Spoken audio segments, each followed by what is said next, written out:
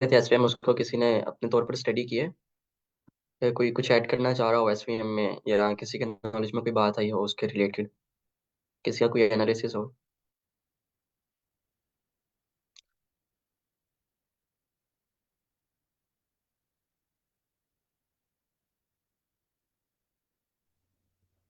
नहीं, इस वीक तो नहीं स्टडी कर सकी। बस वही आर्टिकल पहले किया था, अगेन नहीं किया कुछ। ओके। ओके, लास्ट टाइम हम थोड़ा सा डिस्कस करना हमारा रह गया था ना एसवीएम को, तो आज वही ट्राई करते हैं कि उसको डिस्कस कर लें। वैसे आप में से कल कोई सेशन डील कर सकते हैं? कल मैं अवेलेबल नहीं होऊंगा। ये मतलब कौन से वाले टॉपिक पे? कोई भी, आप कोई भी कर ले मशीन लर्निंग के रिलेटेड। अभी रहते कौन से एसवीएम के बाद अभी फॉरेस्ट भी हो गया, वो रेनो फॉरेस्ट हो गया, डिसेंट्री भी हो गया, अब कौन से रहते हैं? आई थिंक नेवी बाइस रहता है, के मींस रहता है, तो ग्रेडियर बूस्टिंग आई थिंक वो अनसुपरवाइज का शायद। वो सारे एक ही टॉपिक में कवर करवा देने मैंने। असल में दो बड़े प्रोजेक्ट करने हैं आगे ना, वीकेंड पे करेंगे, यहाँ तो अगले संडे कर लेंगे, एक उससे अगले संडे कर लेंगे। अच्छा, कल हम देखती हूँ मैं, अगर जो पिछले थे ना प्रीवियस वाले में से एक या दो को मतलब मैं अगर रिवीन करवा सकूँ। यस यस, नाइस हो जाएगा, वेरी नाइस। तो ये कर सकते हैं हम, प्रीवियस को अगर रिकॉल कर लें खुद से भी और फिर हम इधर भी करा। यस, आप इससे कर सकते हैं, कोई इशू नहीं है उसमें। ना जो पहले वाले आपने करवाए ना, जैसे रिग्रेशन वाले या कोई भी, मतलब उनमें से कोई, ये डिसेंट्री वाला वो हो गया। जी जी, आप आपको जो बेहतर लगे आप वो कर लीजिएगा। मैम रिदा ने असल में डिसीजन फ्री लिया भी नहीं था ना, तो आप इनको भी रिवाइज करवा दीजिएगा। ओके। सर या ऐसा कर लें कि आज हम इस पे कोई प्रोजेक्ट बनाने की कोशिश करते हैं जिसमें रिग्रेशन या कोई ऐसा सिंपल सा प्रॉब्लम, और फिर हम उसको कल डिस्कस कर लें आपस में। प्रोजेक्ट बनाना है? ओके। नहीं मतलब पहले कोई भी एसवीएम। सिंपल सा टास्क जो इसको जो आपने लीनियर रिग्रेशन पढ़ाया था और रैंडम मैंने आपका वो लिया था, फॉरेस्ट वाला लिया था, वो जिसमें इम्प्लीमेंट हो रहा हो। ओके, आज मैंने आपको ना एसवीएम वाला करवाना थोड़ा। ये कर लेते हैं, इसके बाद फिर वो जो कहेंगे आप वो कर लेंगे। ये एसवीएम का भी ना हमने एक मॉडल ट्रेन करना है अभी, इसकी वर्किंग एक दफा दिखा दूं किस तरह की होती है। ओके। ओके, बेसिकली जो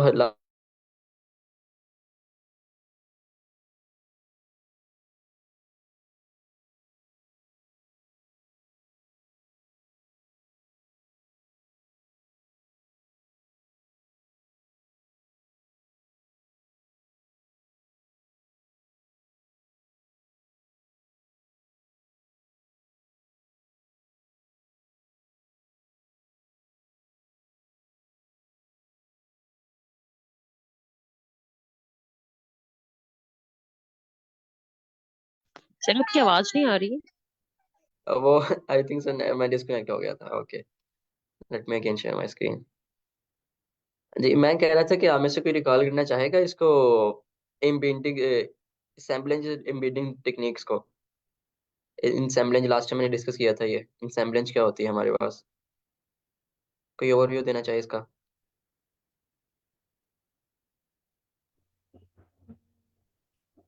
मेरी ना लास्ट वाली ये थोड़ी सी मिस भी हो गई थी, तो मैं इतना अच्छा नहीं कर सकूंगी, मैं मृदा का करवा दें।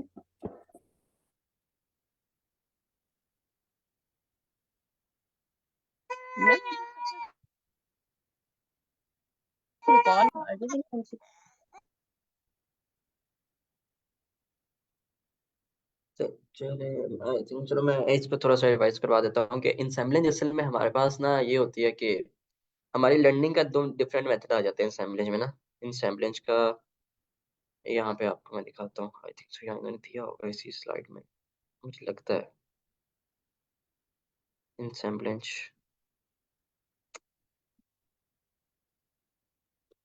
सर आई थिंक सो आपने नहीं करवाया था। इंसैम्बलेंज वो दो मेथड जो करवाए थे मेमोरिदा, और जिसमें से आपने क्वेश्चन किए थे, हाफ लेक्चर हमारा उसमें गुजर गया था इंसैम्बलेंज पे। ओके। और याद करें वो दो मेथड है, एक में अपना एक मॉडल का जो आउटपुट होता था, दूसरा मॉडल उसको लेके उस पर ट्रेन होता था, फिर अपना आउटपुट जनरेट करके जो मैक्सिमम था, अकॉर्डिंग बेसिस ऑफ मैक्सिमम जो हमारे पास आते थे, उनकी बेसिस पे प्रिडिक्शन करता था हमारे पास। वो सैम्पलिंग टेक्निक ही थी ना, हमारे पास दो सैम्पलिंग टेक्निक्स थी, याद करें उसको। बिल्कुल याद आ गया। ऐसे थोड़ा रिकॉल हो, सॉरी वो रिकॉल नहीं किया था ना इसलिए। ओके, नो प्रॉब्लम, इसमें कोई मसला नहीं। हमारे पास एसवीएम दो तरह के मेथड्स है ना, जो हमने एक पढ़ा था कि एक लीनियर मेथड होता है और एक नॉन लीनियर मेथड होता है, मतलब कि जो जिसमें हम कर्नल्स यूज करते हैं। हमारे पास नॉन लीनियर मेथड बन जाता है जो हमारे पास ना टू डायमेंशनल से अबव डायमेंशनल में चला जाता है। लेकिन जो लीनियर मेथड होता है ये हमारे पास ना टू डायमेंशनल में ही रहता है, उसको हम स्टडी करते हैं। तो ये भी देख लिया था, और इसकी कुछ टर्मिनोलॉजी जो आपको मैंने बताई थी कि ये नेगेटिव हाइपर प्लेन होता है, ये पॉजिटिव हाइपर प्लेन होता है, अब ऊपर वाला और नीचे वाला नेगेटिव हाइपर प्लेन होता है। ये मार्जिन लाइंस होती हैं हमारे पास, और margin lines on the basis of ना लगती हैं कि हमारे स्पॉट वेक्टर्स कहाँ हैं। ये भी हम अभी देखते हैं कि मार्जिन लाइंस हम किस तरह डिसाइड करते हैं कि मार्जिन लाइन कहाँ आएगी, और हमारे पास ये जो हाइपर प्लेन है ये कहाँ पे आएगा। ओके, लेट्स सी ये वाली चीज, ये जी मैं आपको बता रहा था, इन्होंने इधर लिखा हुआ है। वो कहना ये चाह रहे हैं, कहते हैं कि हमें कैसे पता चलेगा कि हमारा जो हाइपर प्लेन है, हमारा हाइपर प्लेन बेस्ट किस जगह पे है, हमारा हाइपर प्लेन है किस पॉइंट पे होगा, हमें ये कैसे पता चलेगा। तो इसको पता करने के लिए हमने क्या किया है कि मार्जिन लाइंस ड्रॉ करनी है अपना हाइपर प्लेन ड्रॉ करने के लिए, कि हमारा हाइपर प्लेन असल में होगा कहाँ। हम मार्जिन लाइंस ड्रॉ करेंगे, मार्जिन लाइन कैसे ड्रॉ करेंगे, उसमें हमारी हेल्प करेगा स्पॉट वेक्टर्स। और स्पॉट वेक्टर्स कौन से पॉइंट थे, आप में से कोई रिकॉल करना चाह रहे हैं, स्पॉट वेक्टर्स किन पॉइंट्स को कहा जाता था। सर ये जो हाइपर लाइन के बिल्कुल जो करीब वाला पॉइंट होता था, जो लास्ट उस पे टच कर रहा होता। या एग्जैक्टली, लाइक अगर हमारे पास एक बाउंड्री लाइन यहाँ पे है ना, इसके आगे हमारे पास कोई ब्लू पॉइंट नहीं मिलेगा, और एक बाउंड्री लाइन यहाँ पे है तो इसके आगे भी कोई ग्रीन पॉइंट नहीं मिलेगा। मतलब कि एक बाउंड्री लाइन डिसाइड होगी है कि इससे पीछे ना हमारे पास सारे क्या है, ब्लू है, और इससे पीछे सारे ग्रीन है, तो इनके सेंटर में एक हाइपर प्लेन क्रिएट होता है इस तरह। तो हमें बेस्ट हाइपर प्लेन क्या है ये कैसे पता चलेगा, स्पोर्ट वेक्टर्स के ऊपर है हम लाइन ड्रॉ करेंगे ना, ये स्पोर्ट वेक्टर से हम बाउंड्री लाइन डिसाइड करेंगे, तो उसका जो सेंटर बनेगा, मिड बनेगा, वो हमारे पास हमारी हाइपर लाइन होगी।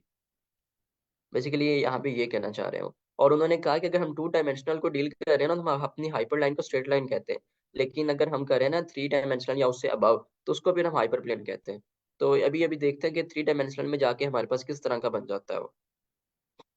जैसे कि लाइक ये देखे ना कि एक बाउंड्री लाइन डिसाइड होगी, इससे उस साइड पे सारे ब्लू हैं, इस साइड पे सारे ग्रीन है। तो ये हमारे पास क्या होगी, ये स्पॉट वेक्टर से ब्लू पॉइंट एंड ये वाला ग्रीन पॉइंट, हमारे पास सिर्फ स्पॉट वेक्टर है और कोई स्पॉट वेक्टर नहीं। एक ये ब्लू पॉइंट जो मार्जिन पे है, और एक ये ग्रीन पॉइंट जो मार्जिन पे है, जो मार्जिन डिसाइड कर रहा है हमारी, वो हमारे स्पॉट वेक्टर्स होंगे, और उन दरमियान में हम हाइपर लाइन क्रिएट करेंगे। और ये डॉट प्रोडक्ट का मैंने आपको बताया था कि किस तरह हमने ये फाइंड की थी। और इसका ग्राफ कुछ इस तरह से था, जो मैं वो ड्रा करने की कोशिश कर रहा था कि एक हाइपर प्लेन इस तरह का बना हुआ है, बाउंड्री लाइन बनी है, और उसके साथ हमने ये वेक्टर्स ड्रॉ किए थे। और अगर डब्ल्यू की लेंथ इंक्रीज करती थी तो वो पॉजिटिव में चला जाता था, और अगर लेंथ डिक्रीज करती थी, अगर डब्ल्यू क्या कहते हैं कि एक्स की लेंथ कम सी डब्ल्यू से, तो वो हमारे पास नेगेटिव में आ जाता था, वरना पॉजिटिव में चला जाता था। ये हमने जो फॉर्मूला लास्ट टाइम डिस्कस किए थे, ये वही है, एग्जैक्ट वही चीज़ है। सर ये आपके पास कोई साइट खुली हुई है? जी, ये आप किसी साइट से पढ़ा रहे हैं तो उसका लिंक शेयर कर देंगे प्लीज। ये मैंने किया था लास्ट टाइम, ये वही है उसका लिंक जो। शेयर है आप? जी जी, चैनल में मैंने शेयर किया था। ओके ओके थैंक चैनल में है शायद। मैंने कहा भी था कि इसको स्टडी करके आइएगा वैसे।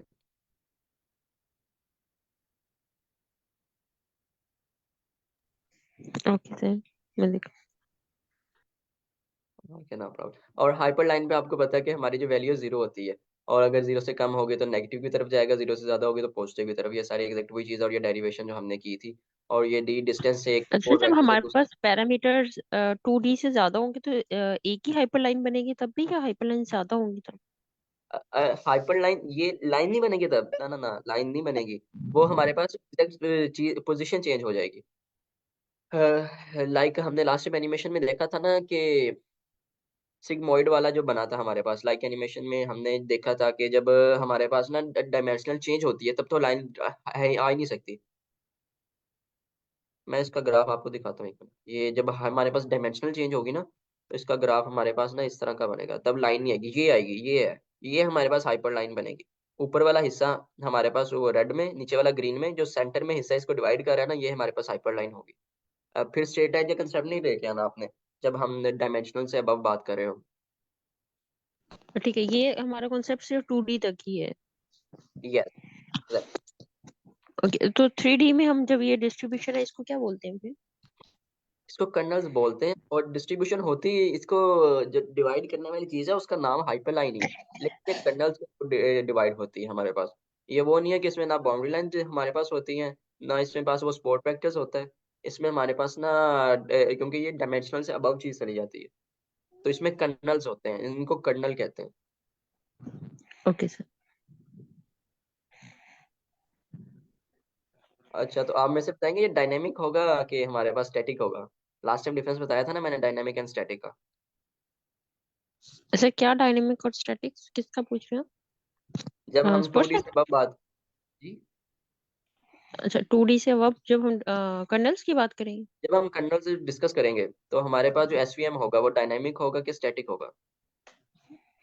सर डायनेमिक ही होगा क्योंकि हमारे पास कर्नल्स ज्यादा है ना। लाइक हमारे पास कोई बाउंड्री लाइन तो है नहीं। ओके, इसकी रीजन बताएंगे डायनामिक क्यों होगा? डायनामिक तो होगा लेकिन क्यों होगा? सर डिफरेंस क्या है मुझे जो डायनामिक एंड? मतलब समझ आ रही है डायनेमिक से, वो यही हो रही है क्योंकि पैरामीटर ज्यादा है हमारे पास, तो उनकी जो डिस्ट्रीब्यूशन है वो हम कोई फिक्स लाइन के थ्रू नहीं कर सकते कि इस बाउंड्री से इधर है तो इधर है। Okay, okay, very close, very close. Is it? Yes, almost almost. Basically ना जो हमारे पास स्टैटिक डाटा होता है ना, हमारे पास वो टू डायमेंशनल होता है। टू डायमेंशनल से जैसे अब हम किसी डाटा को बात करते हैं ना, उसे प्लॉट करने की बात करते हैं, तो वो हमारे पास स्टैटिक नहीं रहता, हमारे पास डायनामिक बन जाता है वो। अच्छा, स्टैटिक डायनेमिक डाटा। का यही मतलब है ना कि हम उसमें जो पैरामीटर्स आ रहे हैं वो पैरामीटर्स लाई कर सकते हैं, लेकिन उनकी हम जो बाउंड्री है वो स्ट्रिक्ट लाइन नहीं रखेंगे। उनको हम वो वो तो जो आपने एसवीएम हमें के केस कॉन्सेप्ट। में ना, जनरल कंसेप्ट आपको बता रहा था कि डायनेमिक एंड स्टैटिक में फर्क क्या है। एसवीएम के केस में तो है कि उसमें बाउंड्री लाइन तो नहीं होती, ये बात सही है। ठीक है सर, जर्नल को थोड़ा रिपीट कीजिएगा, आप क्या बता रहे थे, सॉरी। जनरल कंसेप्ट में ये बता रहा था कि हमारे पास, हमने ना लास्ट टाइम डिसीजन ट्री में भी देखा था कि हमारे पास जो है ना वो डायनामिक ग्राफ उसका बनता है हमारे पास, उसका हम स्टैटिक ग्राफ नहीं बना सकते, बनता ही नहीं है उसका, क्योंकि 2D में हम उसे प्लॉट ही नहीं कर सकते। उसका स्ट्रक्चर ही कुछ इस तरह का कि हम उसे 2D में प्लॉट कर ही नहीं सकते। तो जिसको हम 2D में प्लॉट नहीं कर सकेंगे हमारे पास वो डायनामिक बन जाएगा, और जिसको जो हमारे पास 2D में प्लॉट हो सकता है हमारे पास स्टैटिक होगा। लीनियर रिग्रेशन का ग्राफ हमारे पास स्टैटिक है, लेकिन डिसीजन ट्री या रैंडम फॉरेस्ट ये हमारे पास क्या आ जाते हैं डायनेमिक में। स्पोर्ट वेक्टर का हमारे पास विदाउट कर्नल्स या लीनियर मेथड है हमारे पास ना, कर्नल्स के साथ भी लीनियर मेथड या लॉजिस्टिक रिग्रेशन ऑलमोस्ट उसे कह सकते हैं हम, जो इसका लीनियर मेथड होता है कर्नल के साथ, तो वो हमारे पास स्टैटिक है। लेकिन जब हम दूसरे कर्नल्स की तरफ मूव करते हैं, पॉलिनोमियल कर्नल या वो हमारे पास डायनेमिक ग्राफ बनाते हैं।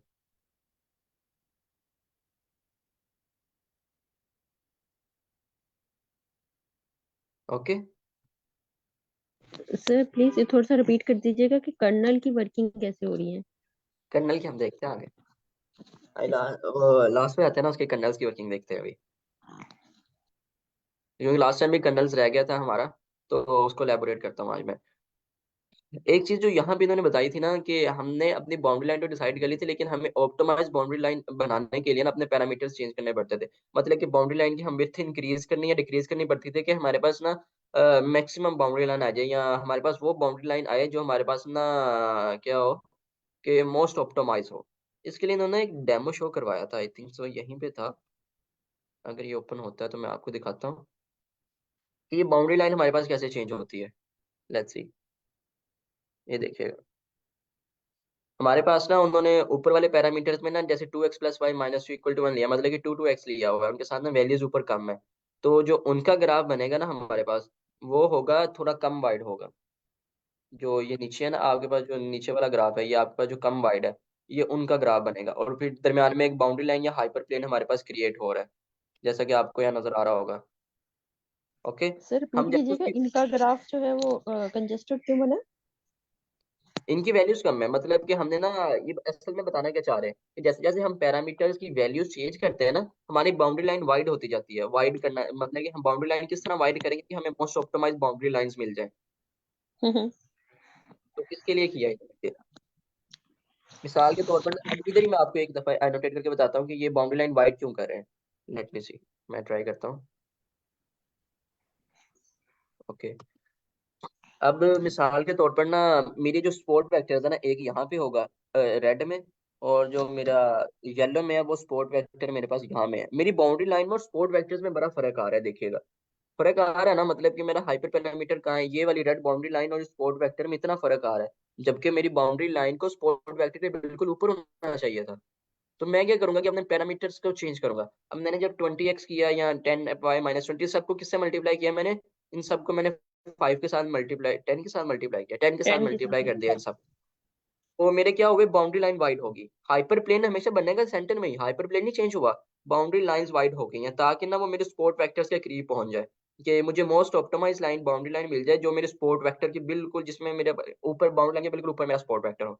तो फिर आगे क्या किया हमने, उसके पैरामीटर्स थोड़े और वाइड कर दिए। जब उसके उसके पैरामीटर्स कम करने की ट्राई किया मैंने, कम में ये नीचे वाली लाइन जो ना, ये कम के लिए, फिर एक वाइड के लिए ऊपर वाली आ जाती है, और एक सबसे वाइड वाली लाइन है, जो ये सबसे बाहर वाली लाइन है, ये 20 के लिए है।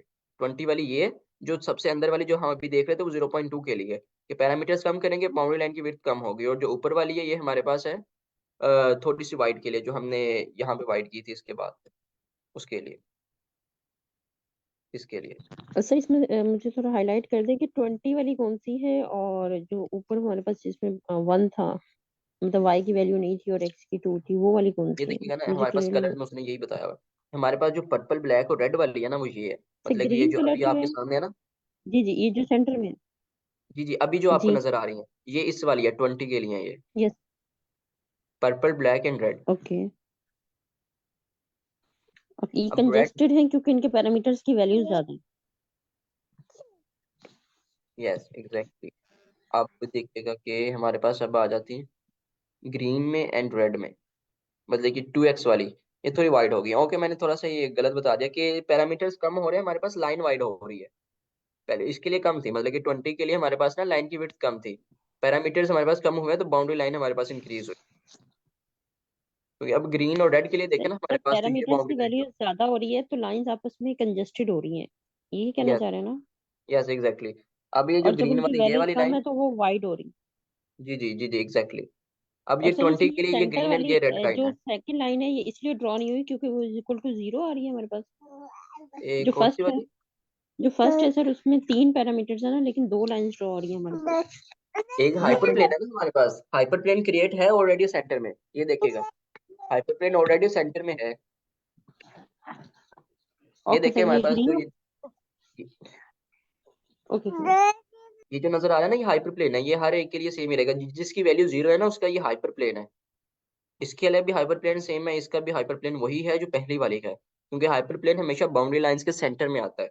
जितनी हमारी बाउंड्री लाइन लेफ्ट मूव कर रही है, उतनी हमारी राइट मूव कर रही है, तो हाइपर प्लेन का सेंटर तो सेम ही रहेगा हमारे पास।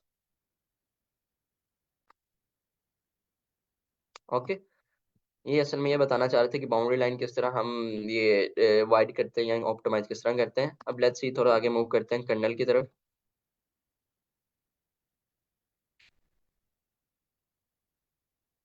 ऑप्टिमाइजिंग फंक्शन ये भी आपको बताया था, जो बाउंड्री लाइन अभी मैं बता रहा था आपको, ये वही था। और ये इसकी डेरिवेशन जो हमने लास्ट टाइम की थी, ये वही सेम चीज। और इसमें एक एरर लास्ट टाइम रह गया था कि मिसाल के तौर पर, क्योंकि कोई भी एल्गोरिथम है ना, उसमें कुछ ना कुछ एरर होता है, ये नहीं कि 100% परफेक्ट होता है हमारे पास।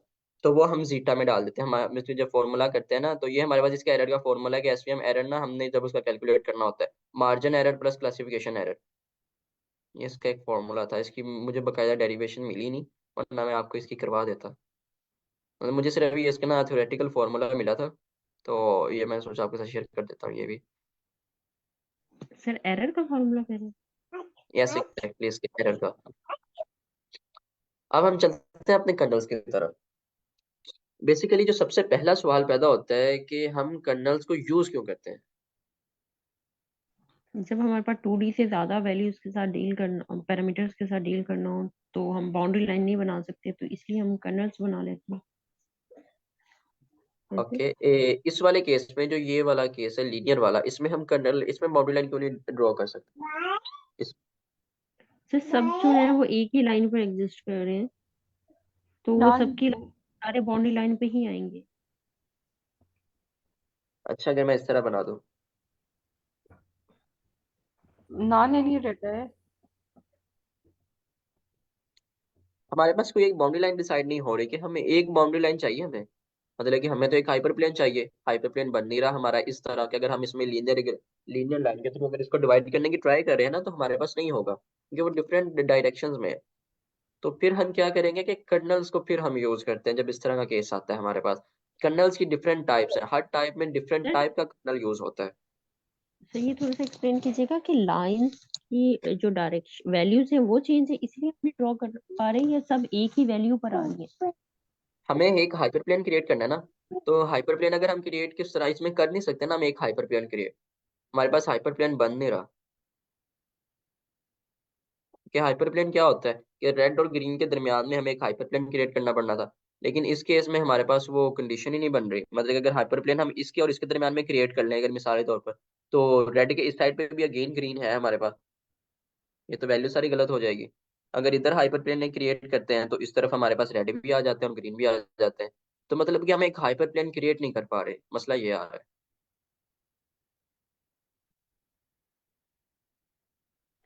जी सर मैं वही पूछना चाह रही हूँ हम इसलिए क्रिएट नहीं कर पा रहे क्योंकि वैल्यूज जो है वो हमारे पास डिफरेंट प्लेस पे डिस्ट्रीब्यूट हुई हुई है।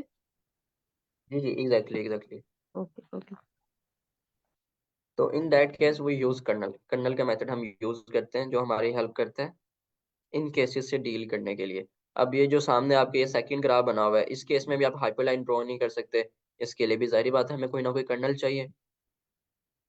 तो असल में कर्नल करता क्या है, कर्नल हमारे पास ना एक न्यू डायमेंशनल क्रिएट करता है जिसको हम वैसे तो नहीं देख सकते अब, लेकिन अगर हम ग्राफिकली प्लॉट कराए ना उसे तो हमें किसी तो उसका थोड़ा सा एंगल मिल जाता है कि किस तरह की उसकी वर्किंग होती है। उसने क्या किया कि जो रेड पॉइंट्स थे ना उनकी सरफेस ऊपर अबव कर दी है, लेकिन जो ग्रीन वाले पॉइंट्स हैं वो नीचे रहने दिए हैं। ये काम किसने किया, ये कर्नल का वर्क है। सर इस कर्नल पॉइंट एक्चुअली ऑफ है क्या? डिस्ट्रीब्यूशन करता है और दरमियान में हमने, जी सर क्या कह रही हैं आप? कर्नल डिस्ट्रीब्यूटर है? Yes, sir kernel kernel is a का मैं नेम ऑफ पूछना मेथड। चाहती हूँ कि कर्नल।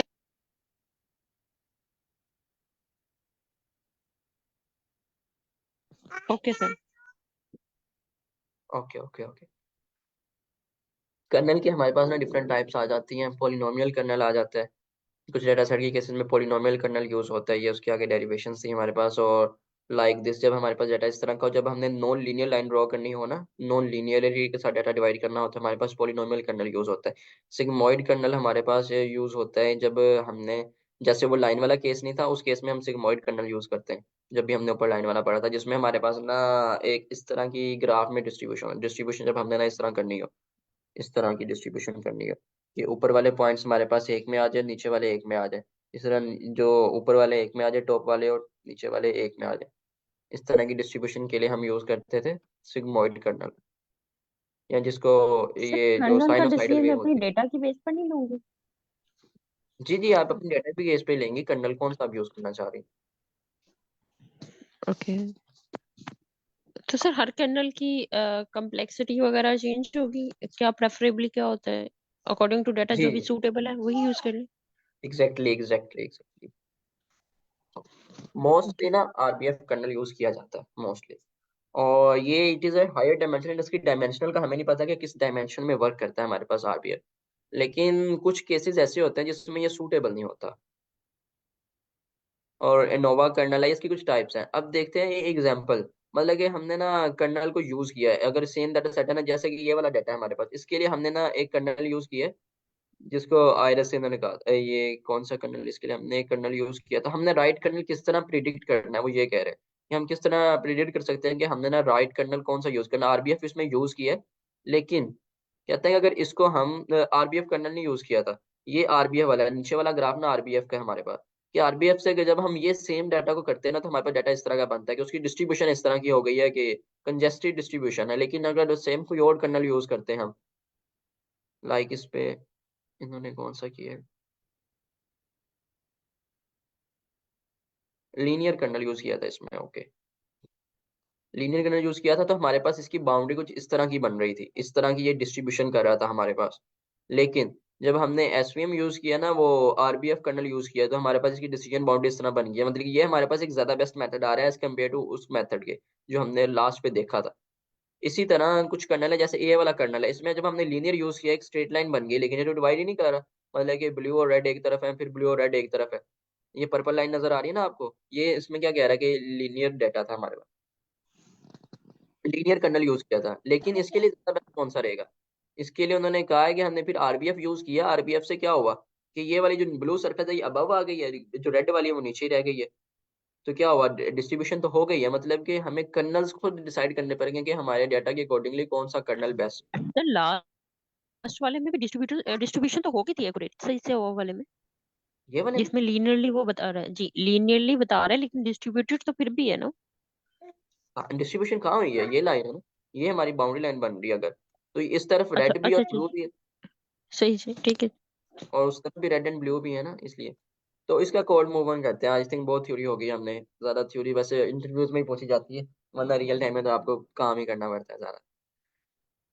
ओके, रिकॉर्डिंग देखते हैं इसकी, इसका एक मॉडल ट्रेन करते हैं, जनरलाइज। होप सो कि मुझे नेक्स्ट वीक टाइम मिला ना, तो हम एक फुली फ्लेज प्रोजेक्ट बनाएंगे जिसमें फ्रंट एंड के साथ स्ट्रीमलाइट के सारे अटैच करके उसको चलाएंगे। डायबिटीज प्रिडिक्शन के लिए मैं चाह रहा हूँ कि हम बनाएं, तो लेट्स सी हम ट्राई करेंगे उसको बनाने के लिए। और जो थोड़े से एल्गोरिदम रह गए थे इसके सुपरवाइज के, ऑलमोस्ट 85% हमारी मशीन लर्निंग हो गई है। जो एक दो रह गए थे वो सर एक हम लेक्चर। अनसुपरवाइज भी डिस्कस करें। अनसुपरवाइज सोच रहा था मैं, वो भी डिस्कस करेंगे हम। उसके ना एक आधा एल्गोरिदम था जो मैं वही देख रहा था अभी, है ना, यहाँ पे ना, ये एक डायरेक्टरी थी, इसमें जाके मैं वही देख रहा था कि हम एक डिस्कस करिए ग्रेडियंट बूस्टिंग। और उसमें असल में होती है डायमेंशनल रिडक्शन, है ना हमारे पास अनसुपरवाइज में, या एक दो मेथड ही होते हैं उसमें जो मोस्टली यूज होते हैं। तो वो देख रहा था कि हम ना उसको डिस्कस करने की ट्राई करेंगे यहाँ पे। ये वाला ग्रेडियंट बूस्टिंग हम ना इसको डिस्कस करेंगे आने वाले लेक्चर्स में।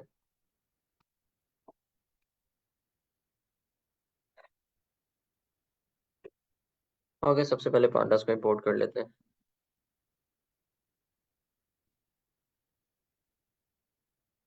डेटा सेट रीड करना है,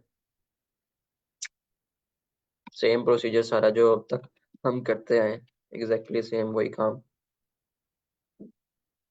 ओवरऑल मशीन लर्निंग में सेम काम किया हमने सारा। Okay, let's see, data set import कर लेते हैं।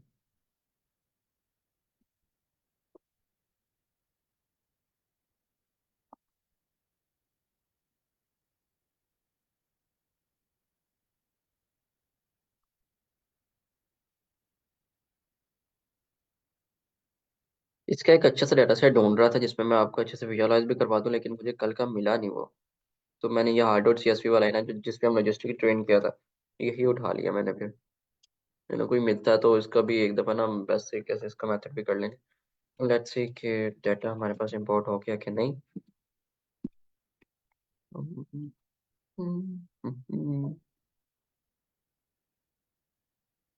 ओके, हो गया। तो सिर्फ फीचर स्केलिंग करनी है, तो आप बताएंगे कि मेरे पास एक्स में इसमें कौन से वेरिएबल आएंगे? एक्स में मैं सर क्या एक लूंगा? एक्सेप्ट टारगेट सारे आएंगे। एक्स में। टारगेट को एक्सक्लूड कर देंगे, बाकी सारे ड्रॉप कर ठीक देंगे है। टारगेट को। Okay, nice.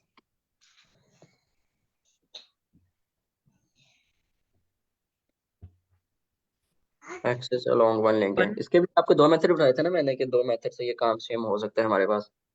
एक्सेस वन ले लें, या columns is equal to target करते हैं।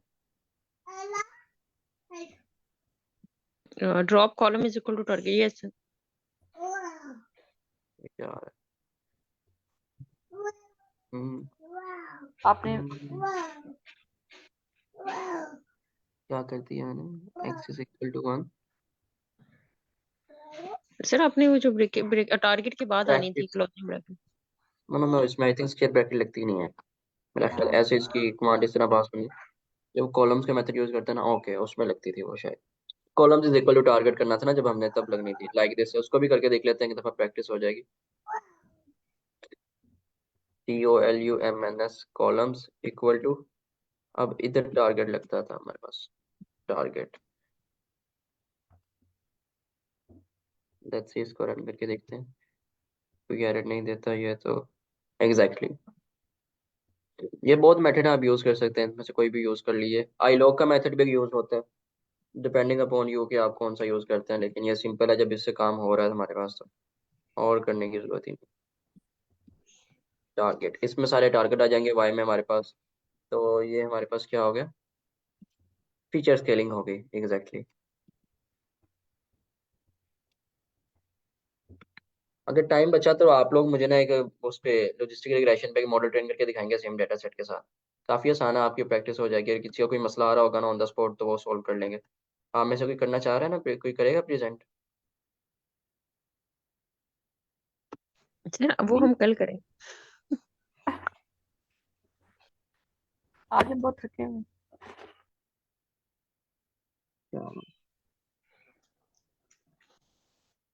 मैंने इसमें एक एडिशनल स्टेप आता है हमारे पास, छोटा सा एक एडिशनल स्टेप हमारे पास स्टेप आएगा। हमने ना इसको पहले फिट करना पड़ता है स्टैंडर्ड स्केलिंग में। लेट्स सी कि वो किस तरह करते हैं। डेटा स्प्लिट करने से भी पहले ना इसका हमें ना इसकी स्टैंडर्ड स्केलर एक मेथड है, उस पर हमें इसको ना फिर ट्रांसफॉर्म करना पड़ता है। जैसे हमने पोलिनोमियल केस में फिर ट्रांसफॉर्म किया था ना पोलिनोमियल फीचर्स पे, इसको स्टैंडर्ड स्केल फीचर्स पे हम ना करेंगे। अच्छा सेम स्टैंडर्ड लाइब्रेरी। स्केलिंग हम इसलिए करते हैं ना क्योंकि ताकि तमाम हमारे जितने भी पैरामीटर्स की वैल्यूज हैं वो एक स्टैंडर्ड पे आ जाए।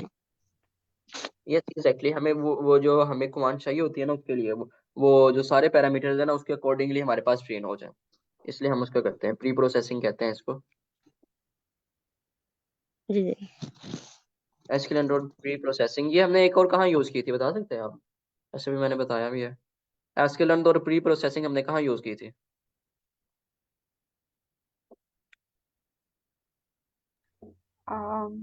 Random forest.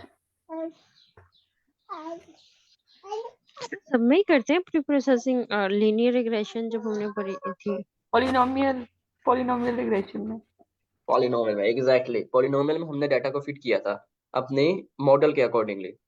बिल्कुल। सर जब भी हम मॉडल ट्रेन करते हैं तो हमें उसको स्टैंडर्ड स्केल करना जरूरी नहीं होता? नहीं, कुछ मॉडल है जिनकी रिक्वायरमेंट होती है, जिनकी वर्किंग डिफरेंट होती है, उनके अकॉर्डिंगली हमें ना उनको डेटा देना पड़ता है। जैसे कि हर मॉडल की वर्किंग है कि इसको एक्स चाहिए ना हमारे पास, वो 2 डायमेंशनल चाहिए, 2D में चाहिए उसको। और वाई चाहिए 1D में चाहिए। वाई 2D में लेता नहीं है और एक्स 1D में एक्सेप्ट नहीं करता वो। हर मॉडल ही कोई भी ले लें आप, उसको वाई एक्स चाहिए ही 2 डायमेंशनल में। बेशक एक ही कॉलम है लेकिन 2D में होना चाहिए। इसी तरह कुछ मॉडल्स की अपनी रिक्वायरमेंट्स होती हैं जिसके अकॉर्डिंगली हमें ना उसको फिट करना पड़ता है अपने डाटा को उसके अकॉर्डिंगली। तो लेट्स सी के इसको स्केलर यूज कर लेते हैं। मतलब आप यहाँ यहाँ पे क्यों यूज करें, आप बताएंगे प्लीज? स्टैंडर्ड स्केलर ये एसवीएम में एसवीएम कैसे? के लिए ना हमें इसको फिट करना पड़ता है, एसवीएम के अकॉर्डिंगली ना अपने डाटा को ट्रांसफॉर्म करना पड़ेगा इस मेथड से ना। क्योंकि ओके एसवीएम हमारे पास डायरेक्ट 2 डायमेंशनल पे वर्क नहीं करेगा जो हमारे पास डाटा होगा। एसवीएम की अपनी रिक्वायरमेंट है एक। Okay okay. सर मुझे जो स्टैंडर्ड स्केलिंग का आइडिया ना वो ये है कि जैसे प्राइस अपने हाउसिंग का डाटा लिया तो उसमें प्राइस की वैल्यू बहुत ज्यादा हाई है। और इसी तरह हाउसिंग में जो हमारे पास बेडरूम्स होंगे या वो होंगे उनकी वैल्यूज हमारे पास मैक्सिमम भी 10 हो सकती है, 11 रूम्स हो सकते हैं ना। तो जी। उस एक लेवल पर स्केल करने के लिए, क्योंकि अगर हम वैसे स्केलिंग नहीं करेंगे तो वैल्यू बहुत वो तो मिलियंस में प्राइस जो होती है वो बहुत ज्यादा हाई होती है, थाउजेंड्स और मिलियंस में। और रूम्स की मैक्सिमम जो रूम्स की वैल्यू हो सकती है वो 10 ही हो सकती है, 10 20 इस तरह ना। तो उसको एक स्केल पर ले आने के लिए हम स्टैंडर्ड स्केलिंग करते हैं, ऐसा ही है। ट्राई करके दे सकते हैं ऐसे लीनियर पे, मैंने किया हुआ लीनियर पे भी किया था, नो डाउट कि मैंने किया था। लेकिन ये तब मैंने किया था जब डाटा मैनिपुलेशन की थी ना, डाटा हम्म। मैनिपुलेशन स्टडी कर रहा था तब हमने ये की थी। तो मे बी इसके पीछे यही रीजन हो, मैं एग्जैक्ट कह नहीं सकता कि यही रीजन है कि नहीं। ओके लेट्स सी, ये बस हमारे पास प्रोसीजर हो गया इसकी कमांड बन गई कि हमने अंदर सिर्फ एक्स दे दिया अपना, एक्स को हमने ट्रांसफॉर्म करना है अपने पास। और as scaler is equal to centre scaler हमने इंपोर्ट कर लिया, जैसे model is equal to linear regression करते थे ना, सेम एग्जैक्ट वही प्रोसीजर। देखते हैं इसमें कोई एरर तो नहीं आ रहा हमारे पास। Okay good. अब हमने क्या करना है, सिर्फ इंटर स्प्लिट करनी है। ओके इसके लिए भी इंपोर्ट कर लेते हैं from sklearn dot model selection. Okay model selection. import pin test split good nice।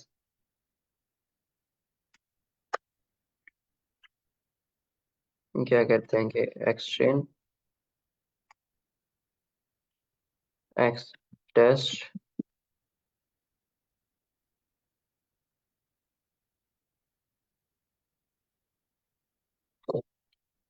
Okay Y train and Y test. अब एक बहुत ही अहम सवाल, आगे पैरामीटर्स क्या लेंगे हम? एक्स स्केल मतलब आप क्या कह रहे हैं? हाँ जी जी, अभी एग्जैक्टली हम यहाँ पैरामीटर क्या पास करेंगे? हाँ सर, हम एक्स टेस्ट के और वाई टेस्ट। एक्स स्केल नहीं लेंगे? ये स्टैंड क्योंकि ट्रांसफॉर्म हमने एक्स को उसमें कर दिया है, ये एक्स स्केल कर सकते हैं हम। Okay and next parameter? इसमें सर वो आएगा, वाई टेस्ट आएगा, एक्स टेस्ट आएगा।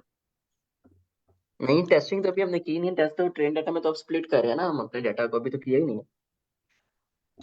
ओके, एक्स स्केल आएगा, एक्स टेस्ट आएगा। मैं कह रहा हूँ टेस्ट हमने अभी किया ही नहीं है, बनाया ही नहीं है एक्सेस या हमारे टेस्ट। सिंपल वाई देंगे। वाई रे, पहले हमारे पास एक्स वाई आता था ना, एक्स जी। X and Y. अब क्या हुआ, हमारा एक्स ट्रांसफॉर्म हो गया एक्स स्केल में, तो इसलिए हमने उसको सेपरेट करने से पहले क्या किया कि उसकी बजाय अब हमने एक्स स्केल यूज किया हुआ है। हम मानेंगे डाटा ओके सर। ट्रांसफॉर्म हो गया यहाँ। हम टेस्ट साइज जैसे मोस्टली हम डिक्लेयर करते हैं कि टेस्ट साइज, टेस्ट साइज हम मोस्टली लेते हैं 0.2, 0.2। And random state in algorithms में आपने लास्ट टाइम भी देखा था कि बहुत जरूरी है, नहीं करते तो हमारी एक्यूरेसी सीधा ही 20-30 पे पहुंच जाती है।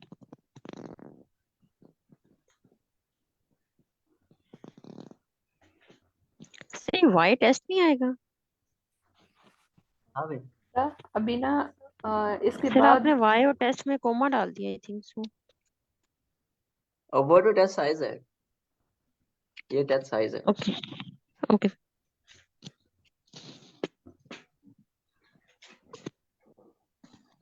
टेस्ट अभी यूज कर ही नहीं लेना, अभी हमने टेस्ट बनाना है इसको स्प्लिट करके, अभी हमने ओके वाई सर, टेस्ट बनाया ही नहीं है। ओके। गुड। एसपीएम का मॉडल सिर्फ इंपोर्ट करना है अब हमने, तो उसके लिए भी लाइब्रेरी इंस्टॉल कर लेते हैं। उसके लिए हमारे पास sklearn.spm लगेगा। ये आपने जो चीज नोट की है ना, जब हम इन एल्गोरिथम्स पे अभी जो ये हमारे पास आ रहे हैं एडवांस लेवल वाले, इन पे आके हमारी लाइब्रेरीज चेंज हो गई। उसमें हम क्या करते थे कि SQL dot linear model import linear regression multiple वो लीनियर रिग्रेशन लॉजिस्टिक रिग्रेशन, इस तरह हम करते आए थे, पॉलिनोमियल रिग्रेशन भी। लेकिन जब इन इन एल्गोरिथम्स पे हमने डिसीजन ट्री पढ़ा और हमने रैंडम फॉरेस्ट पढ़ा या एसवीएम पढ़ा, तो इसमें आके हमारी लाइब्रेरीज चेंज हो गई हैं। अब फिर आपका वो कंसेप्ट में रिवाइज कराता चलो। अगर हिंट दूंगा मैं, आपने गेस खुद ही करना है, वो स्टैटिक एंड डायनामिक ग्राफ्स का ना। अब मुझे आप में से कोई एक आंसर सुनना चाह रहा हूँ आप लोगों से मैं, आप लोग बताएंगे? सर आप क्या पूछना चाह रहे हैं कि स्टैटिक और डायनेमिकली ग्राफ कैसे लाइब्रेरीज के अगेंस्ट आप पूछना चाह रहे हैं? जी जी, मतलब कि स्टैटिक और डायनामिक को जेहन में रखते हुए ना, और ये चीज जेहन में रखते हुए कि जैसे ही हम ना इन एल्गोरिथम पे आए हैं, तो इन तरह की हमारी लाइब्रेरीज चेंज हो गई है, लेकिन पिछले वाले एल्गोरिथम से ना उन पे लाइब्रेरीज और थी हमारी। क्लासिफिकेशन इंपोर्ट क्लासिफायर करेंगे ये कुछ इस तरह से, मतलब पता नहीं। हाँ आइडिया। मैं क्योंकि यूज सर किया हुआ वहां पे था। जो डाटा था वो लीनियर डाटा आ रहा था हमारे पास, स्टैटिक और मतलब डायनामिक मोस्टली। के सेंस में बताइए मुझे। क्या कह रहे हैं आप? स्टैटिक एंड डायनामिक की सेंस में बताएं कि किस तरह एक्सप्लेन करेंगे आप इस चीज को। सर ये कह सकते हैं कि वहां पे 2D डाटा तक हमारी वो थी, वैल्यूज थी। क्या हम ये नहीं कह सकते कि डायनामिक ज्यादा क्लासिफिकेशन में यूज होता है? क्लासिफिकेशन में नो। मतलब उनमें जो उन मॉडल्स में ज्यादा आई मीन जैसे एसवीएम है, जैसे डिसेंट्री हो गया, पता नहीं। ओके ओके, मैं बताता हूँ। बेसिकली आपने ये चीज अभी नोट करनी है कि जो हमारे पास ना मॉडल्स आ रहे हैं ना, जो हमारे पास डायनेमिक ग्राफ्स बनाते हैं या जिनकी जो वर्किंग है डायनेमिक ग्राफ्स में हो रही है, हाँ, इनके लिए लाइब्रेरी से ज्यादा यूज किया हमने सिर्फ। बाकी सारों के लिए एसक्यूएल डॉट लीनियर मॉडल से इम्पोर्ट किया था हमने, लेकिन इनके लिए सेपरेट लाइब्रेरीज यूज हो रही है हमारे पास। ओके, ठीक है। इसमें भी तो हम एसक्यूएल लर्न से ही इंपोर्ट कर रहे हैं ना वहाँ। अच्छा, वहाँ हम SQL learn dot linear model लिखते थे। यस एग्जैक्टली, जितने भी एल्गोरिथम्स हैं ना उनमें हम ये करते आ रहे थे। सर वो इसलिए था क्योंकि वो लीनियरली डाटा आता था हमारे पास 2D में, तो वो स्टैटिक फॉर्म में होता था। और अब शायद डायनामिक फॉर्म में, आप ये बताना चाह रहे हैं? यस एग्जैक्टली, ये बताना चाह रहा हूँ कि जिन सर एल्गोरिथम्स। जी जी, मैं पूछना चाह रही हूँ वहाँ स्टैटिक फॉर्म में से क्या मुराद है? आपके पास जो डाटा आता था वो 2D में आ रहा होता था, मतलब हमारे पास ज्यादा डायमेंशन नहीं होती थी डाटा की। जी, उसको हम क्या कहते थे कि सिर्फ 2D में प्लॉट करते थे।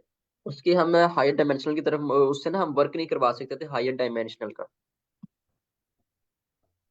ओके सर, वहाँ हम हमारे पास जो भी डाटा आता था हमने उसको उस 2D डायमेंशन में ही प्लॉट करना होता था। जी एग्जैक्टली। और यहाँ और अब जो है हम अपना जो डाटा आएगा उसकी डायमेंशंस के अकॉर्डिंग, उसमें जितनी भी डायमेंशंस है उसके अकॉर्डिंग उसको प्लॉट कर सकते हैं। जी, तो सर वहां पे हम क्यों नहीं कर सकते थे प्लॉट उस, मतलब अगर उसके लिए डायमेंशन ही ज्यादा है। होती थी। अच्छा, ये सेम यही चीज है अभी जो हम डिस्कस कर रहे थे। अब इस चीज को देखिए कि हम ना अपना बाउंड्री लाइन ना, जो हमने सेकंड केस पढ़ा था, जो वो एक लाइन में पहले ग्रीन थे फिर रेड थे फिर ग्रीन आ जाते थे, उसमें बाउंड्री लाइन क्यों नहीं ड्रॉ कर पा रहे थे? क्योंकि डाटा 2D से ज्यादा था, सॉरी, क्या था, कॉन्सेप्ट ही फिक्स हो गए सारे इसलिए। सर आप क्या पूछना चाह रहे हैं कि वो जो ग्रीन हमारे पास मर्ज हो रहा था उसमें बाउंड्री लाइन इसलिए नहीं, क्योंकि हमारे पास डाटा जो था वो था प्रॉपर्ली डिस्ट्रीब्यूट नहीं हो रहा था ना हमारे पास। कुछ वैल्यूज एक साइड पे थी और कुछ, अगर हम लीनियर लाइन ड्रॉ भी करते थे वो मैचअप नहीं करती थी। हाँ, मतलब डाटा स्कैटर्ड की डाटा था। लीनियर डिस्ट्रीब्यूशन एग्जैक्टली, नहीं थी। लीनियर डिस्ट्रीब्यूशन नहीं थे हमारे पास, उसकी स्कैटर्ड डाटा था, वो नहीं कर हाँ, सकते थे हम। अब आप एक लीनियर डाटा को 3 डायमेंशनल में ड्रॉ करने बैठ जाए, नहीं कर सकते आप। ठीक है, मतलब डेड लाइन ड्रॉ और ये 2 डायमेंशनल में उसकी, उसको 3 डायमेंशनल में किस तरह करेंगे? होएगा ही नहीं, मतलब कि वही शेप रहेगी उसकी सेम एग्जैक्ट, कोई फर्क नहीं पड़ता। लेकिन कुछ केसेस में जब हमने देखा कि जब हम 3 डायमेंशनल पे मूव करते हैं उसको हम 2 डायमेंशनल में तो देख ही नहीं सकते ना सिरे से कि उसकी वर्किंग किस तरह हो रही है। फिर हमें 3D में जाके पता चलता है कि ये सरफेस अबव हो गई है और रेड वाली सरफेस नीचे, ग्रीन वाली सरफेस अबव हो गई है, इस पॉइंट पे डिस्ट्रीब्यूशन हुई है हमारी। लिमिटेशन है हर एल्गोरिदम की ना, हर एल्गोरिदम की अपनी अपनी एक लिमिटेशन होती है। ठीक है। एसवीएम की अपनी लिमिटेशन है। लीनियर डाटा पे एसवीएम का अप्लाई नहीं कर सकते आप, कंटिन्यूसली डाटा चेंज हो रहा हो। क्लासिफिकेशन प्रॉब्लम करनी है तो लॉजिस्टिक रिग्रेशन को ज्यादा तरजीह देते हैं इसको एसवीएम को यूज करने के बजाय, क्योंकि इसकी कम्प्लेक्सिटी ज्यादा है। लॉजिस्टिक रिग्रेशन का हमारे पास ना क्लासिफिकेशन प्रॉब्लम के लिए उसका एक्यूरेसी ज्यादा आती है। लेकिन जब हमारे पास क्लासिफिकेशन प्रॉब्लम इस तरह की हो जिसमें हमें कर्नल्स यूज करने पड़े तो हमें एसवीएम यूज करना पड़ेगा, लॉजिस्टिक रिग्रेशन की हम मदद नहीं ले सकते।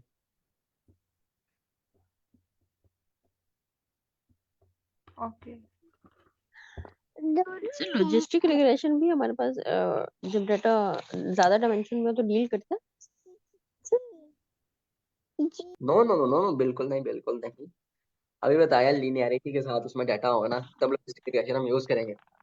जैसे ही लीनियरिटी से बाहर आ गया ना हमारे पास डाटा, डाटा अगर लीनियर नहीं रहा, हम उसको लीनियरली डिवाइड नहीं कर सकते तो फिर नहीं होगा वो। है। Okay okay sir. Exchange and wide range के पैरामीटर्स जो हम शुरू से देते आ रहे हैं, यहाँ तक मॉडल फिट हो जाएगा हमारा। यहाँ तक आई थिंक सो, यही शुरू से मशीन लर्निंग में हम यही करते आए। ओके यार आ गया। SVM unexpected argument kernel, K E R N E L होता था इसका, let's see, N E L होता है। Okay okay, good good. यहाँ तक हमारे पास मॉडल फिट हो गया, सिर्फ इसके एक्यूरेसी चेक कर लेते हैं कि किस तरह की एक्यूरेसी क्या आ रही है हमारे पास। प्रिडिक्शन तो वही है ना, जैसे हम करते हैं, तो वो आप सबको पता है प्रिडिक्शन किस तरह निकालते हैं। हम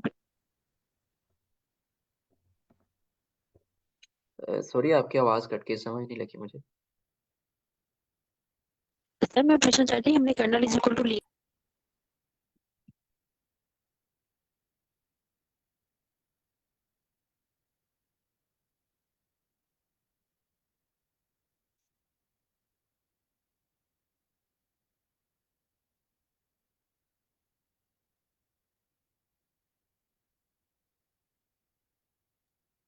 सर आपको आवाज आ रही जी, अब आई है आपकी आवाज। है? सर ये kernel is equal to linear हमने सिलेक्ट किया है, तो इसकी सिलेक्शन का थोड़ा सा एक्सप्लेन कर दें। असल में हमारा डाटा सेट इस टाइम ना उस तरह का डाटा सेट है हमारा ना, जब हमने स्टार्टिंग में देखा था ना डाटा सेट, तो जब उसको विजुअलाइजेशन करके देखेंगे ना, तो आपको पता चल जाएगा कि हमारे पास ना लीनियर के साथ, लीनियरिटी के साथ डाटा बन रहा है हमारे पास ना, तो इसलिए हमने लीनियर मॉडल यूज किया है इसमें, हम बाकी यूज नहीं कर सकते। हमने सिर्फ लीनियरिटी के साथ डिवाइड करना है इसको। तो ओके, सिर्फ ये मतलब हमें स्पेसिफाई डाटा करना सेट होगा पर कि हमने डिपेंड कौन करेगा सी चीज हमारे। यूज करना और गिव मी, मैं भी आया, 1 मिनट दीजिएगा मुझे बस।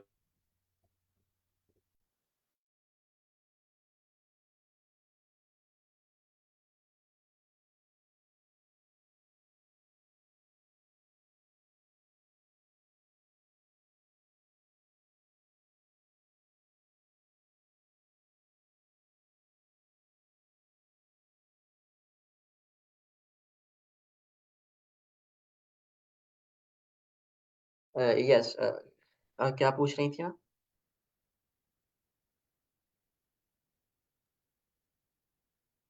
है। अच्छा मैं ये पूछ कह रही थी कि हमें हमेशा अपना कर्नल उसको डिफाइन करना होगा अकॉर्डिंग टू आवर डाटा ना।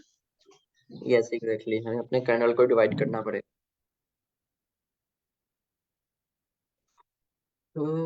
एक्यूरेसी चेक कर लेते हैं इसकी एक दफा, लेट मी सी। इसके लिए एक्यूरेसी स्कोर है कि हमने क्लासिफिकेशन प्रॉब्लम की है ना, तो बेसिकली एक्यूरेसी स्कोर हम इसमें प्लॉट कर सकते हैं।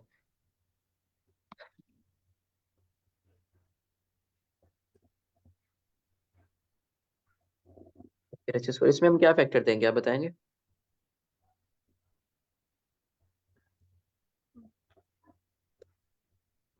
एक- वाइट टेस्ट, वाइट रे।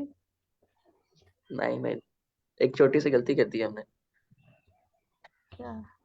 लेट्स गैस, गैस देखें। एक्स्ट्रा। आइडिया है। हम इसमें एक्यूरेसी फाइंड करने के लिए क्या क्या पैरामीटर्स देते हैं? सर एक्स टेस्ट और वाई टेस्ट के बारे में। X test and Y test? नहीं, हमने एक्यूरेसी कंपेयर किससे करनी होती है? अपनी प्रिडिक्टेड वैल्यू और एक्चुअल वैल्यू से कंपेयर करते हैं ना हमने, और सॉरी, प्रिडिक्टेड वैल्यू। हाँ exactly. आपने पहले वाई वाई प्रिडिक्ट करके उसको करना है आपने। हम्म,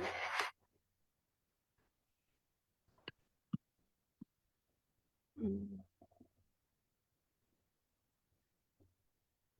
मॉडल डॉट प्रिडिक्ट, इसमें क्या दूंगा मैं अभी?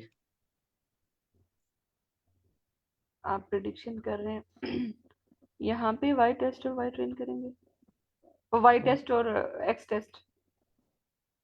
जी, आपकी लगता है बिल्कुल प्रैक्टिस नहीं की आप लोगों ने मशीन लर्निंग की। डे वन से ये काम करते आ रहे हैं कि हम उसको अपना टेस्ट डेटा देते हैं और वो हमें हाँ, प्रिडिक्शन देता है उसकी। सॉरी सॉरी आज बिल्कुल, मैं तो बिल्कुल आउट ऑफ माइंड हुई हूँ।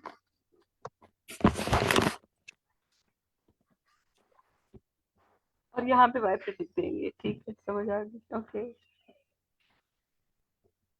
वाई प्रिडिक्ट पहले नहीं देंगे हम, पहले एक्चुअल एक्यूरेसी, डेटा जाता है हमारा। एक्यूरेसी जब अच्छा आई थिंक तो मुझे म्यूट कर देना चाहिए खुद को। नहीं नहीं नहीं, कम से कम पार्टिसिपेट तो करेंगे, यही बहुत है। बस सिर्फ प्रैक्टिस का फर्क है, प्रैक्टिस करेंगे ना आहिस्ता आहिस्ता ये हो जाएगा सर।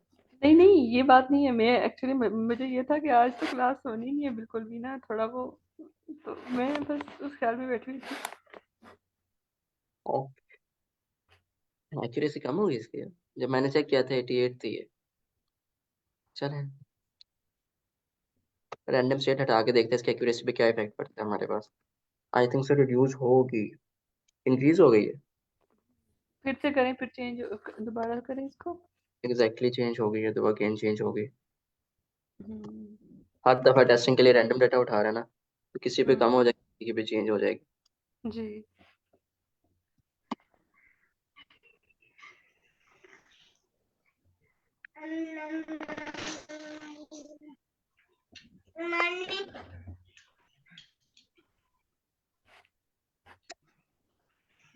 एट्टी सेवन हो गई है। आप इसको प्लॉट भी करेंगे? प्लॉट करके मैं दिखाता हूँ, इसकी असल में प्लॉटिंग हमारे पास सही होगी। I know that. अब देखिएगा इसका ग्राफ, ये हमारे पास हार्ड डॉट सीएसवी है ना, तो ये है ना हमारे पास का जो ग्राफ है, ये ग्राफ मैं दिखा देता हूँ कि आएंगे। लेकिन वो वाला प्रेजेंटेबल नहीं होगा कि जो हम देखना चाह रहे थे, क्योंकि मैं चाह रहा था कि बाउंड्री लाइन क्रिएट हो जाए हमारे पास।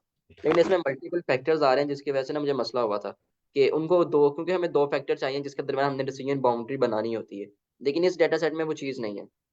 इस डाटा सेट में हमारे पास मल्टीपल फैक्टर है, हमारे पास सिर्फ एक ही चीज़ है कि टारगेट वैल्यू जो हमने प्रिडिक्ट कर ली है। हमारे पास दो फैक्टर्स नहीं है जिनको हमने डिवाइड करना था। तो इसलिए मुझे वो थोड़ा सा इशू आ रहा था, डाटा सेट में ढूंढ रहा था, लेकिन मुझे मिला कोई नहीं उस तरह का जिसको मैं इस तरह प्लॉट करके ना आपको प्लॉटिंग भी उसकी समझा सकूं। सर हम पैरामीटर सेलेक्ट भी तो कर सकते हैं ना कि टारगेट हम पैरामीटर डिफाइन कर दें। ये वही किया हुआ है, टारगेट और एज भी किया है, तो इस तरह का हमारे पास बन रहा था। ये बाउंड्री लाइन देखिएगा कि रेड वाले ऊपर है और ब्लू वाले नीचे आ गए, बिल्कुल ही इस तरह की बन रही। लेकिन ये एक ज्यादा प्रेजेंटेबल काम नहीं होगा हमारे पास।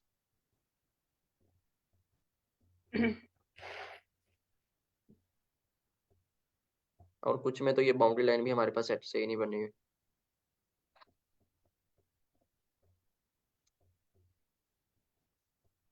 ओके, ये था हमारे पास एसवीएम की वर्किंग। सिर्फ कर्नल आपने अलहदा से डिफाइन करना होता है, एज इट इज, ज्यादा कोई मुश्किल काम नहीं है। सेम प्रोसीजर आप इसी को भी लॉजिस्टिक रिग्रेशन में भी चेंज कर सकते हैं। ओके, मैं इंपोर्ट कर रहा हूँ logistic regression,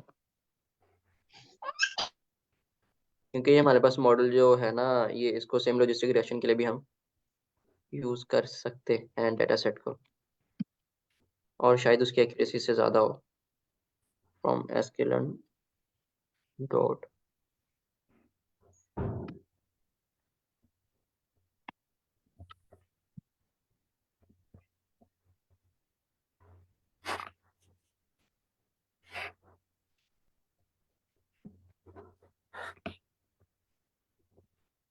import logistic regression. Okay, and then target value हमारे पास वही रहेगी, स्टैंडर्ड स्केल, इसको हटा देंगे और यहाँ पे हमारे पास सेक्स आ जाएगा, और मॉडल आ जाएगा हमारे पास। सिर्फ ये स्टेप चेंज करना था, लॉजिस्टिक लॉजिस्टिक रिग्रेशन। ओके,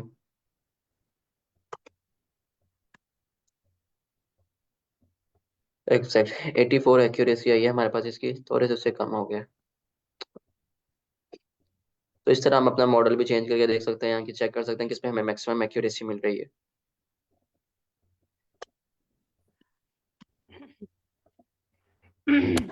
अच्छा, आपने जैसे कर्नल को सेलेक्ट किया था ना, लीनियर, तो ये आपको पता था कि आपका डाटा इस तरह का है, ठीक है।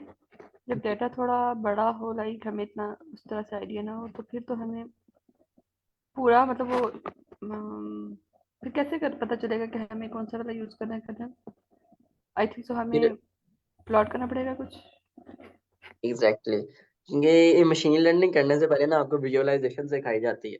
सबसे पहले ना हाँ। आपको डाटा साइंस की तरफ मूव करने का स्टेप होता है ना, आपको सबसे पहले सिखाया जाता है कि डाटा एनालिसिस कैसे करना है, डाटा हम्म। सेट को क्लीन और रेडी कैसे करना है। डाटा सेट रेडी हो गया एक दफा, उसको हम्म। विजुअलाइज किया जाता है, और वो विजुअलाइजेशन हमें बताती है कि आपने ना किस स्टेप की तरफ मूव ऑन करना है। फिर उसके एग्जैक्टली। बाद इसका मशीन लर्निंग की तरफ आती है। अभी यहाँ पे आके ना सिर्फ एक स्टेप रह गया जो हम करते हैं, तो आप एक कंप्लीट डाटा साइंटिस्ट बन जाएंगे। वो ये है कि इस डाटा की मैनिपुलेशन करनी। डाटा मैनिपुलेशन उससे मुराद होता है कि मॉडल को ऑप्टिमाइज करना। उसके बाद डिप्लॉय करके आप एक फुल फ्लेज डाटा साइंटिस्ट बन जाएंगे। मैनिपुलेशन मतलब कैसे, लाइक किस तरह से, इसके बाद का स्टेप है, मतलब आप कैसे कह रहे हैं? मैनिपुलेशन कुछ इस तरह से होती थी कि मॉडल की ना एक्यूरेसी को इंक्रीज करने के लिए डिफरेंट मेथड्स करना, लाइक के डाटा सेट के कुछ हिस्सों को आप अंदर से निकाल दें, कि ताकि हमारे पास क्या हो कि हमें पता चल जाए कि कौन सा हिस्सा कोई डिफेक्टिव तो नहीं है जो हमारी एक्यूरेसी पे इफेक्ट कर रहा है। उसके क्या कहते हैं कि मुख्तलिफ ना पैचेस उठा के देखेंगे किस पे ज़्यादा अच्छे से हमारा मॉडल सही वर्क कर रहा है, या कुछ लाइब्रेरीज यूज़ होती हैं। उनमें से एक थी स्टैंडर्ड स्केल मेथड की थी लाइब्रेरी, जो हमारे पास एक्यूरेसी इंक्रीज करने के लिए थी। और एक दो लाइब्रेरीज है हमारे पास, L1 डेकुलाइजेशन, L2 डेकुलाइजेशन, जो हम बेसिकली ना डाटा मैनिपुलेशन में यूज करते हैं। ठीक है, सही हो गया, समझ आ गया। ओके, यहाँ तक किसी का कोई क्वेश्चन हो आप में से? अब जब जैसे आप लाइब्रेरीज का कह रहे थे ना, शो कीजिएगा मुझे। आपने import डॉट svc किया था, नहीं, from svc, sklearn dot svc, svm, sorry क्या बोल जा रही हूँ। तो यहाँ पे हम जब हम कोई और यूज करेंगे, लीनियर के केस में तो हम सिंपल क्या करेंगे, सॉरी रिग्रेशन के केस में sklearn डॉट लीनियर, नहीं क्या करते थे हम, आपने क्या बताया था? Scalar non linear model import linear logistic regression या लीनियर रिग्रेशन। नहीं, अच्छा, या मतलब आप जब डिफरेंस बता रहे थे ना कि स्टैटिक के केस में हम इस तरह से करेंगे, डायनामिक के केस में हम डॉट जैसे एसवीएम किया, ऐसे अगर हम डिसीजन ट्री करते हैं तो एसक्यूएल डॉट क्या करेंगे फिर, डिसीजन ट्री। उसके लिए डिसीजन ट्री की अपनी एक कमांड लिखती थी। मतलब कि मैं ये कह रहा था डायनामिक डाटा होता है ना, इसके लिए आपकी लाइब्रेरीज चेंज हो जाती हैं। डिसीजन ट्री के लिए हमने यूज की थी आई थिंक सो, असेंबलेंज यूज की थी, एसक्यूएल डॉट इनसेंबलेंज, इनसेंबल। ठीक है, एनसेम्बल आपने की, ठीक है, रैंडम फॉरेस्ट केस में। तरह ओके। डिसीजन ट्री के लिए भी हमने की थी। लेट्स सी कि डिसीजन ट्री हमने कहाँ से, ये डिसीजन ट्री वाला एसक्यूएल डॉट ट्री से हमने डिसीजन ट्री इंपोर्ट किया था, क्योंकि ये भी हमारे पास किस में आ जाता है, डायनेमिक में आ जाता है। अगर डायनामिक और स्टैटिक की बात हो ही रही है तो एक बहुत मेजर सवाल है जो इंटरव्यूज में किया जाता है। आप लोग मुझे आंसर करें कि हमारे पास डायनामिक लैंग्वेजेस और स्टैटिक लैंग्वेजेस में क्या फर्क है, और पाइथन हमारे पास डायनामिक लैंग्वेज है कि स्टैटिक लैंग्वेज है? लास्ट क्वेश्चन, फिर समझ चला जाएगा, फिर मीटिंग एंड करते हैं। लैंग्वेजेस, लैंग्वेजेस की बात कर रहे हैं जी जी। आप? पाइथन पाइथन तो डायनेमिक है। डायनामिक, हाँ। है तो सही, लेकिन रीजन बताए मुझे, डायनामिक और स्टैटिक में क्या फर्क होता है?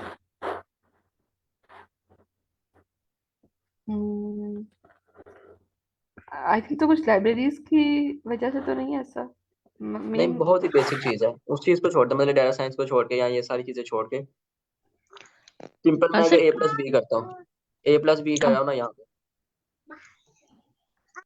ए इक्वल टू मैंने 5 ले लिया, 4 ले लिया, एंड बी इक्वल टू मैंने ले लिया,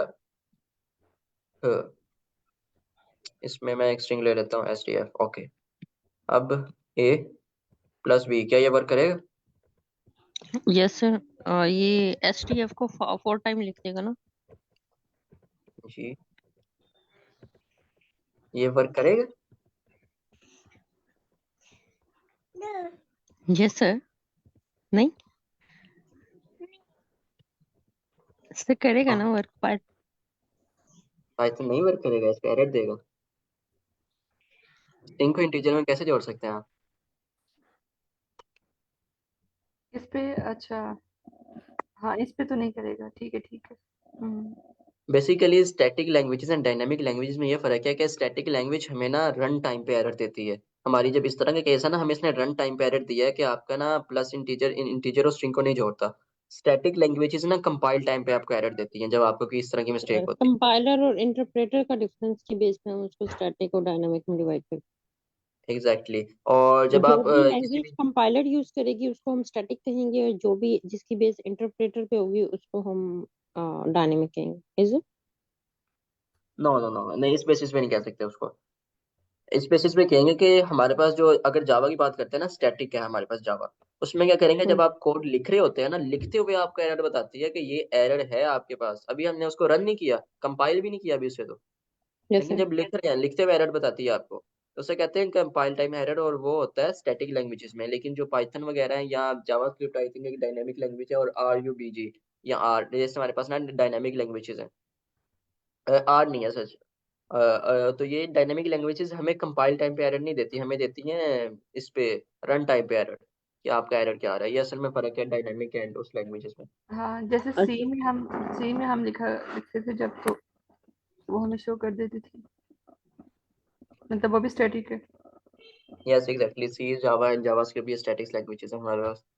सर जावा का जो आपने कहा कि रन टाइम पे हमें बताता है जब कभी कंपाइल भी नहीं करता, उसको क्या बोलते हैं? कंपाइल टाइम एरर, वो जो लिखते हुए बता देता है आपके पास एरर है। उसको कंपाइल टाइम एरर बोलते हैं? कंपाइल टाइम पे एरर दे रहा है हमें, मतलब कि स्टैटिकली टाइप लैंग्वेज है जावा, जो हमें कंपाइल हम्म। टाइम पे एरर देती है। नहीं, अभी तो हमने उसको कंपाइल किया ही नहीं है।